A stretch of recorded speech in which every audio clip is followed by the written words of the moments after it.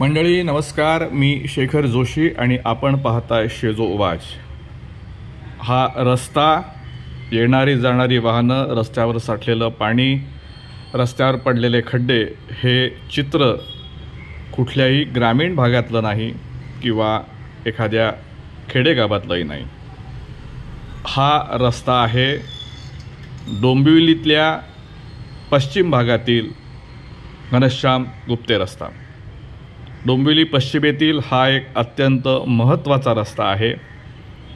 डोंबिवली पश्चिमेला रेल्वे स्थानकातून बाहेर पडल्यानंतर जुन्या विष्णुनगर पोलीस ठाण्याची इमारत, जुना मासळे बाजार येथून या रस्त्याला सुरुवात होते आणि गोपी मॉल चौकापर्यंत हा रस्ता पोहोचतो।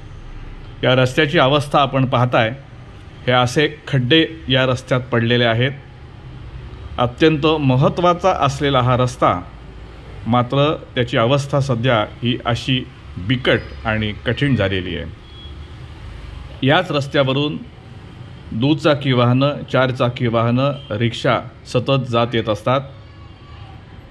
मुसळधार पाऊस असो किंवा नसो, या रस्त्यावरती हे पाणी असंच साठलेलं असतं आणि याच पाण्यातून वाट काढत पादचाऱ्यांना आपला तोल सावरत कपडे सांभाळत चालावं लागतं।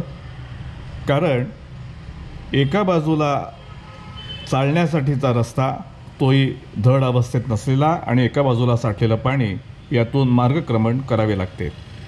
यातच रिक्षावाले, काही दुचाकी वाहनं किंवा चारचाकी वाहनं अत्यंत बेशिस्तीनं आणि पादचाऱ्यांच्या अंगावर पाणी कसं उडवता येईल अशाच पद्धतीनं जोरात वाहनं हाकत असतात।